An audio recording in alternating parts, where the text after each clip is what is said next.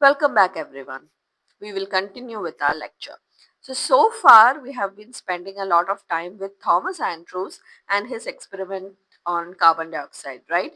We saw his setup for this experiment, which is considered to be ingenious considering the facilities that he had at that time. And we saw the results from his experiment. We saw two graphs, right? And we also understood the conclusions. So we are now at that point in history where people understood that in order to apply the ideal gas equation, PV is equal to nRT, to real gases, we need to revisit the assumptions that we made in kinetic theory and its application to the derivation of the ideal gas law. So we need to make some corrections to the ideal gas law. So, for the time being, we are saying goodbye to Thomas Andrews and a new hero is entering the stage. And this is not something new to us. We have already seen this name and this equation in our junior classes. The modification of the gas law given by the van der Waals equation of state. Our hero is a Dutch physicist by the name Johannes Dietrich van der Waals, and this is him. But please remember, the equation that we are going to study, the work that we are going to see is not just a random work. It won the Nobel Prize for Physics in 1910, which was his PhD thesis based on the equation of state for gases and liquids. So this is a picture of his doctoral thesis, I believe, which I got from Google Books. So we know that what Thomas Andrews have shown. Van der Waals further predicted the critical behavior and the experimentally observed transition between gases and liquids. So now we have the experiment. Now we need a theory to match that experimental results. Now, I have mentioned this before when I started with the kinetic theory. There are two assumptions that we will be revisiting later. So, this is the point where we are revisiting the assumptions. Which are they? The first one is that molecular size is very, very less than the intermolecular separation, which basically means that the particle volumes are negligible. Along with that, the intermolecular forces are also negligible. Now, these two assumptions are not quite right and we cannot apply these to real gases. So, for the modification of the gas law, van der Waals used these two assumptions and modified it. Now, what is the correction for volume? The correction is such that the actual space available is less than the volume of the vessel. Don't worry, I will explain this. And the second is correction for pressure. The actual pressure of a gas should be greater than the observed pressure for the validity of the equation. So this is something that I have written so that you can get familiarized with the correction that is being applied. So what is the corrected equation? The corrected equation looks like this. Instead of PV is equal to nRT, the volume is modified by a factor and the pressure is also modified by a factor. So I have given what each of these variables, these letters mean, and here we have two new guests, right? A and B. We don't know them. We haven't seen them yet. What is A? A can be considered to be a measure of the intermolecular attraction. So, in the kinetic theory, this was being ignored, but now we have introduced it. Now, the second one is effect B, which is the effective volume excluded by a mole of particles. That is also something that is given by the kinetic theory. We have ignored the volume earlier. Now, we have a variable which accounts for a volume. We are no longer neglecting the volume. Now we need to derive this equation, or rather we need to give an explanation for this. Now let me say this right here. The pressure correction is rather a little bit difficult to understand Not exactly difficult, but you might have to think a little bit in order to get it correctly. I have done my best to explain it in a simple manner, but if you have any questions, I'll be happy to answer them in the comments. But the volume correction is pretty straightforward, so I will start with the volume correction. Now, imagine that we are putting an ideal gas or any gas molecule into a container, molecule by molecule. So this is our first molecule and it has a radius r. Now this is occupying a certain volume inside that container, right? Now let us add a second molecule. So we are going to add a second molecule. Unfortunately, it cannot occupy the volume that is already occupied by the first molecule, right? So keep that fact in mind. So the second molecule is also having a radius r, and the centers of these two molecules are separated by a distance 2r, which is evident from the figure, right? So for the second molecule, actually, it's the volume available to it to move around in that container is not exactly the entire volume of the container, because one molecule is already sitting or occupying a particular volume.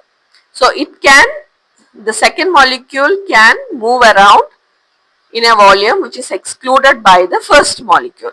So like this, it can move like in this trajectory, but anywhere in this trajectory, but it cannot cross that trajectory, right? So this is the basics of the volume correction. B, the constant B is referred to as the constant of internal volume, which accounts for the finite molecular volume. So let B be the effective molecular volume per mole. So for 1 mole, B is the effective volume, and for n moles, it will be n times B.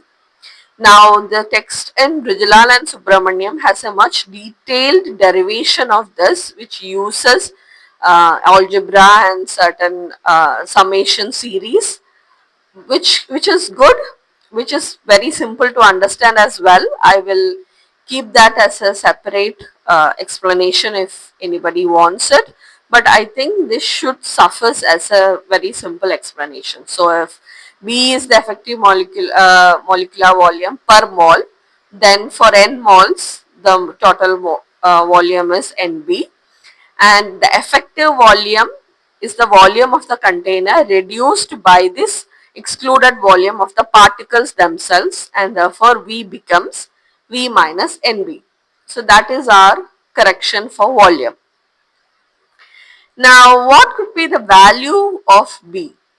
So the value of B should be something which is connected to the intermolecular distance or the molecular size, right?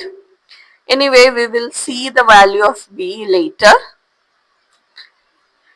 Now coming to much as slightly more complicated pressure correction. So we have already introduced the volume correction to the equation. Now how should we modify this pressure so that this equation holds true for real gases? Now let us again go back to a container with ideal gas molecules. So this is an ideal gas container, so the number of molecules are less and they are far apart, so there is very little intermolecular attraction, etc. Right? And how does pressure comes into play here? Each of these molecules are hitting the walls of the container, which gives rise to the pressure of that particular gas. Correct? Now, if this is a real gas, what will be the difference? If it is a real gas, then there will be a lot more molecules, right? Like this. So there will be a lot more molecules, and these molecules will also be hitting the walls of the container, right? So this should actually increase the pressure, right? There is a lot more molecules. These are again hitting the walls of the container, so the pressure would be larger. That is our intuition, but we are forgetting one thing which we have neglected. What is that? intermolecular attraction. The molecules at the ends or the edges of the container are being pulled into the internal region of the container by the other molecules, right? So what happens? Something is trying to hit the edge of the container and something is pulling it back from hitting this. So the momentum is reduced and the force with which these particles are hitting the walls of the container, they are also reduced. So as a result, the real effective pressure is lower. That is P real, which is the pressure of a real gas, is less than the pressure of an ideal gas. This is where the confusion arises. I'll try to explain it. So for the time being, from our explanation or from our understanding, we see that pressure, real gases should have a pressure which is less than the ideal gas, right? Now, what should be the correction factor? The correction factor depends on the number of molecules striking a unit area of the wall per unit time, right? That contributes to the pressure. How many molecules are hitting the container?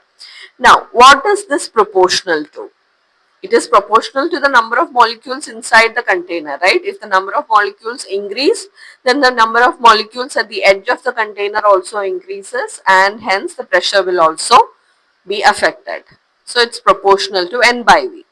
Now there is another factor which we need to take into consideration, which is the inward cohesive force experienced by each striking molecule, right? Some molecules should be pulling these edged molecules. Now what is this proportional to? This is again proportional to the number of molecules per unit volume or number of moles per unit volume. Why? If the number of moles increases, the number of moles inside the container increases, and therefore the number of the force with which they are pulled, that also increases. So the pressure correction is equal to removing the proportionality sign. We introduce the constant A into n square by V square. Now listen carefully. Our equation is PV is equal to nRT. We have already introduced the correction V minus NB. Now, this equation should be a constant. Volume has decreased. So, this term here on the left hand side should increase so that this entire equation is valid, because the right hand side we have a constant. So, one term decreases, the other term should increase, right? It's a simple mathematical thing. So, what will be the pressure correction? This correction factor should be added to the existing pressure so that this equation is valid. So, even though the P real is less than P ideal, we are actually adding the pressure correction. So, this is our van der Waals correction to our ideal gas. Now, later we will revisit how true this correction is when we apply this theory to real gases. Thank you.